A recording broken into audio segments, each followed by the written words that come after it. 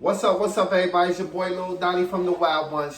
Today we got a very special guest. But make sure you subscribe, like, share, and comment. You know I'm bringing you this content. I'm trying to give back to the youths and let them know it's people that been in the same position that they probably currently in, and that you can always change your life and go back to something else better. You can always do better. And make sure y'all go get my book, Wild Bunch, The Dimensions of a Brownsville Millionaire, out now on Amazon. And also, I got merch. I got merchandise. I got masks, hats, t-shirt. You know my slogan, stay safe out there. All of that is available on Shopify. Today, I'm going to bring y'all a very special guest, OG NUKE. Y'all all heard of him. Everybody keep asking me, yeah, NUKE, you know NUKE and Malik. I'm going to bring all of them on. We're going to all come on, share some of our stories with y'all, and get y'all ready for the big movie. When that Wild Bunch movie come out, I want to see all the support from you guys. I want y'all to make sure that y'all there. I want y'all to get the book so you can know some of the story. You know, I'm going to put out some articles where y'all could, you know, say, oh, yeah, I spent. And maybe some of y'all even was around at that time that y'all going to be able to understand. So in a few minutes, I'm going to be talking to OG NUKE. So I hope y'all got some good questions. Put in the comment. If it's something you want me to ask him, I'll let him know. So make sure you tune in. Here he come. Here. Is this him? Is this him? Come on in. Come on in, big boy. Come on in and get some of this money. Here you go, y'all. Clap. Round of applause. OG NUKE. Come on in. Say what up to the people. Here you go, y'all. Here you go. The man of the hour, OG NUKE. How you doing? Here you go. The man of the hour, y'all. The man of the hour, OG NUKE. All right, so like I said, y'all, we're going to ask him some questions. We're going to keep it short and sweet. You know, he got other arrangements. He got other things he got to do, but he's going to spend some time with us. We're going to talk about a few things, you know, just to make sure. First off, I want to ask you, bro, is about the youth. Okay. Because, you know, we want to make sure we stick to that. I want to talk about the youth and how he's giving back and helping the community with that. So without further ado, OG NUKE, give him something, bro. Tell him about the youths, how you help, you know, how it can help a youth that's in, you know, different situations. Just speak on that, how you help with the youth. Well, I work for an organization called DRUM, Developing Righteous United Movement. Develop Righteous United Movement. And we're an anti-gun violence organization. Mostly what I do is I speak to the youth about my experience, you know, and share with them. Try to get them resources for jobs. You know, like, there's a lot of construction going on in the city. So we help them get their OSHA, help them get it back in school. You know, right now with UPS, we help them get jobs, though. Let me ask you this. Is it an age limit? Like, is any kids, any age limit? We work with, you know, all age groups. But when it comes to jobs, it is an age requirement. Okay. But when it comes to the resources, no. Okay. But any age group. Yeah, it ain't just with the jobs in my everyday walk of life and how I carry myself. See, it's about, yes, the message, but it's the messenger as well. You have to walk that walk. You have a lot of people who say they do this work, but they're exploiting the youth. Because on their platforms, they say something positive, but then you got beef and you keep talking about haters, then you got to rise above it. You know, and a lot of things is we are steering the narrative the wrong way. Look at the Rittenhouse case. You know, a young white man can shoot and kill 3 people and get acquitted. But let that have been a young black man and be a different story. Yeah. You know, Trayvon Martin got killed for having a bag of Skittles. And the person that killed him is acquitted. You know, it's the same thing. These vigilante white brothers, or white folk, clear folk, is getting away with murder. And why I believe that is happening is because of the narrative that we have in our own community, killing each other over nothing. And instead of seeing what we have in common, all we keep seeing is ops. We fighting the same fight, man. We should be helping each other, not oppressing each other. So like I said, I want y'all to make sure y'all take what he's saying and use it, because it's us. They look up to us as dudes that probably was in the street. Maybe you went to prison. So they'll listen to you a little more than maybe they parents who they feel that don't know what they're going through. So what he's saying is, you'd be surprised. I remember a long time ago, my uncle, it was something simple as we was playing a puzzle game. And he was like, I was trying to fit a piece in a part that didn't fit. And he was like, if it don't fit, don't force it. Right. Those little things, don't wait till you get older to figure out. That little message like that helped me through life. Now, as far as when I was in the street, I kind of knew it was a guy named Everlasting from my neighborhood down in the 90s, right? He had did 5 years and came home from prison. And when he came home, I was in the street, and I was like, yo, what do I got to do? Because I kind of had a feeling I'd probably go through that way. I was like, what do I got to do to get down? He told me one thing that always stuck with me. He said, just be yourself. So anytime I ever went to prison, I never joined the gang. I never, because I was in there with, remembering what he told me, just be myself. For you, when you went in prison for your first time, that's what I mean. I'm just saying, even though it was only one time, what was your thought pattern? Like, because I want to give a youth to say, we don't want them to go to jail, but, maybe they dealing with, See, your question that I take from you is this, right? Back then, when brothers used to come home, they used to tell you how they was running the alley. Yeah. Make it glorified. Right, all this stuff. So I used to always say, and then I started saying out loud, yo, let me just do one day on Rack Sound and all this, because dudes that I know wasn't built, they told me they running it, and what I found out is that nobody tells the truth when it comes to prison. They don't tell how they was washing underwear. They don't tell how they was scared to death. Told you. And see, the one thing I always tell people is that when I first got to Rack Sound, I was afraid. And I was never ashamed to say I was afraid. And I was afraid of a brother named Jody Allen. I used to hear so much about him. Jody, I remember Jody. He was there when I was there. Oh, he died? Yeah, he got killed. Right, so I was afraid because you heard so much. So I'm thinking Jody was like 6'9". He was a short dude. Little guy, right? He was little than you. But he was popping that thing. But the thing is this, right? What happened is they built this guy up to be such a giant, right? So my mom like, yo, I was leery. I never been locked up. I've never been that far in the system. I always got out of trouble, getting bailed out, always nothing. So I remember I went to 6 Up, and they had an assembly. They had like a show in the auditorium in the gym. I went to the gym, right? And they bring all the house down, and then 2 men came, and it was the gay house, gay. Yeah. And this dude come in, and I'm like, yo, this is who I was afraid of, a guy that's living in a homosexual house. But it just goes to show how you build fear up because you hear so much about things. And then you can also trick yourself into believing that you can make it through the system. But what happened is that I always could fight. I never cut nobody until I was on Rack Sound. I was on Rack Sound maybe 2 months. And I cut a dude that was lived on St. Mark's between Ralph and Buffalo. Wait, somebody from your neighborhood? Yeah. Wow. Because he was playing both sides of the fence. Right? So anyway, I cut him, and then it became like, wow, this is what you do.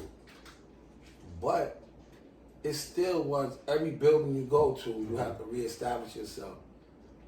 And what people fail to realize that prison, if you don't stand up for yourself, you fall for anything.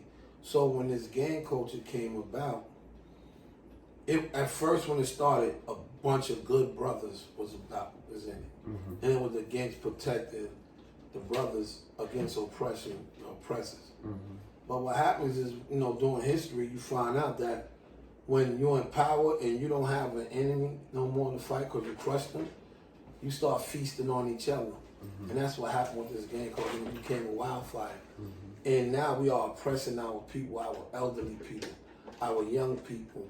And it's not safe outside no more because there's no more rules to the game. And that's what we got to reestablish. Nobody's telling people how to get money because you're not giving them a job. Then you can't tell them how to get money. Yeah. Right? But what we can do is tell these young brothers out there is to invest that money because the gang in the streets is not loyal to you. That's right. You know, so get a 6 month to a year plan, and once you execute that, you should be on your way out the game. That's why I'm so happy that, for me, you know, I know you was in prison for a long time. So my thing, as you know, when I used to come see you, I used to say, listen, this was before you even was close to coming home. Remember, I would say, listen, because I know how it goes. So I was like, listen, eventually you're going to come home, and I don't want you to think that the drugs, because how we grew up, it was kind of like we was born into that. Right. Because we was there before crack and all of that stuff came out. So it was like, I was like, man, I just got to try to be in a space that if you see me, you would say, you know what, somebody you really know to say, if he could do it, I could do it. And that's good, because right now, that's where the you're in. Do you feel like that? That people look at you that way?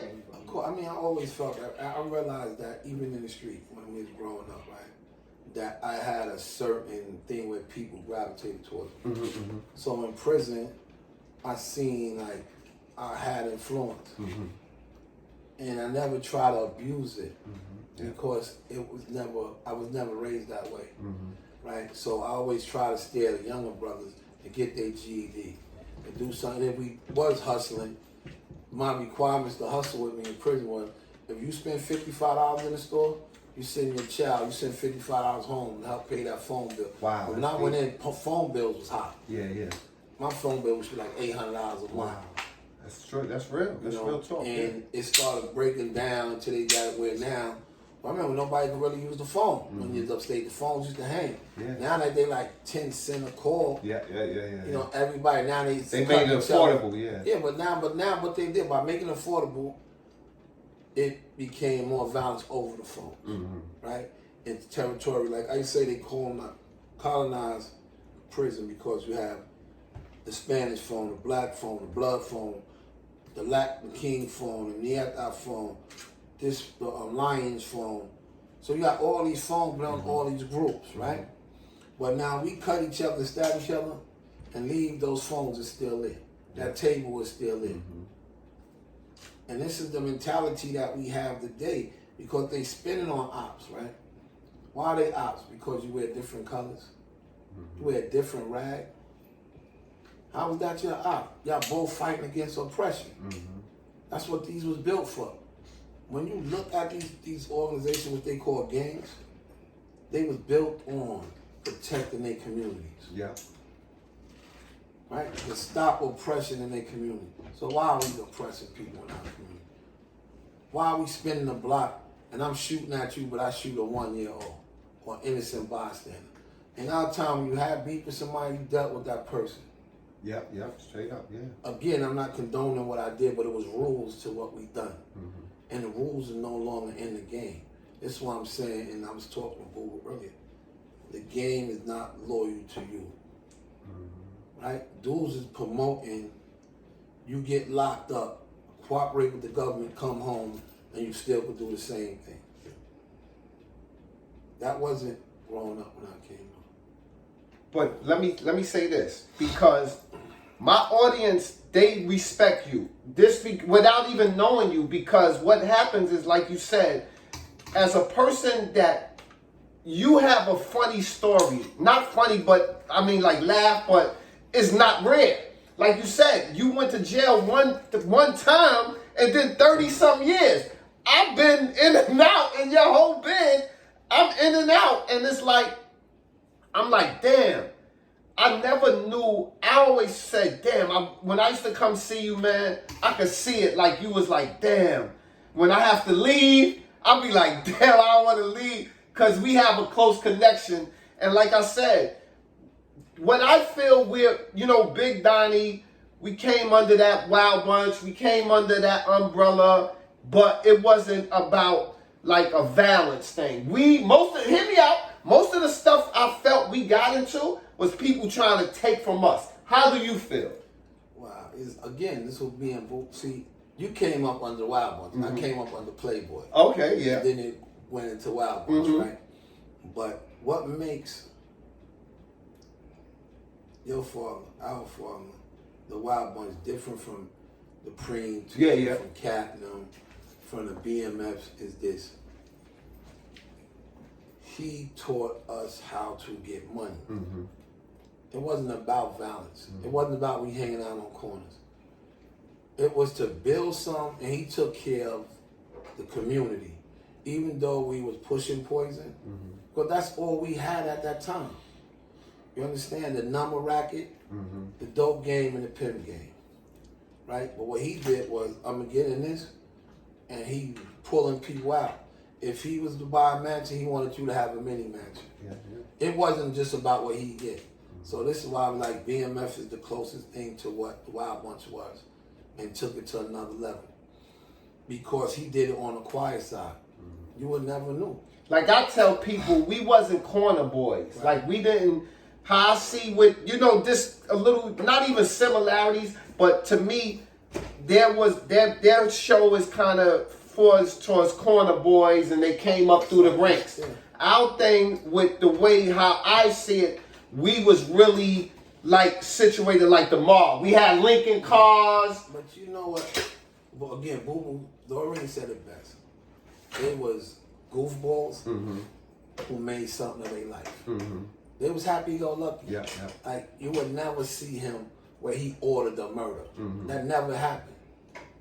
And I always say that when certain events happen, being that I was young and immature, I went the violent way. That wasn't what I was taught. It wasn't never, put a hit. He never ordered someone murdered. He valued life. You understand? But coming up, I was the one in the streets. I wasn't the one in all the clubs. I knew what it was turning to. Yeah, we see the pictures of you at all the clubs. I knew what it was turned to, so I was the one that brought the violence into what we had. The most we ever did at that time they did was beat somebody up with a bat that ran off with some money. But they had to be blatant disrespect. It wasn't the money. It was the principle of just keep coming back thinking you can do something. I ain't gonna lie. Most of the times I remember with us growing up was fun. I remember we used to go to the Sugar Shack. And yeah, we used to have the little Moet and the Pipers. And they used to be in the back gambling. Like when I tell these stories, you remember they be in the back gambling for thousands, 10,000, 20,000. That was easy gambling. That was like the line. And Dad'd be like, he would give dudes a chance to win, and if they win, that's where the line came out that said your money ain't long enough. Because if you break him before you leave out, he'll tell somebody, go get that bag out the car. Somebody will run and get a bag, 30,000, come back in there. And his money was long that you wouldn't be able to make it out of there with the money. Because he would say, what they call it, when they say double or nothing, when it's in CeeLo, what it's called? Double down. Huh? Double down. Double down, you know what I mean? As far as, we betted or whatever. But my whole thing was like the Sugar Shack, look who was there. The people that was there, they was millionaires. Yeah. They had money too, yeah. It wasn't like it was, like I said, the average bet may have been 5 stacks. Yeah. That was the average bet. It was nothing less than that. I tell a story about how MOP used to be on St. Mark. Remember they used to have the dice game in front of MOP building and all of that. The store, they lived it further down the block, but Saratoga was everybody. Everybody building. And just to see Fame today, where he come from, running errands. Respect MOP. And Billy from down the hill, Malik, rest his soul. There's a lot of things, man, when you look at the dynamic up the hill. And just to see that, me and Fame, we had a conversation about this. He could have chose to do all the stuff we do. Yep. But look what he chose to do with his life. Changed his life. So this is why I tell people, you're not a product of your environment. You're a product of the choices you make. If you keep saying you're a product of your environment, then we are doing a disservice to all them hardworking people that come out of our neighborhood. Yeah, because it's lawyers, it's doctors, it's not only drug dealers or robbers that come out of Brownsville. So, like I said, I thank my brother for coming through. I'm not going to let him, because we got a lot of coming at y'all. So take this as part 1, because I don't want to wear him out. Thank you so much, bro, for coming through. You know what I mean? And make sure y'all go get that book, Wild Bunch, The Dimensions of a Brownsville Millionaire, out now on Amazon. And stay safe out there, and go get that book. Good job.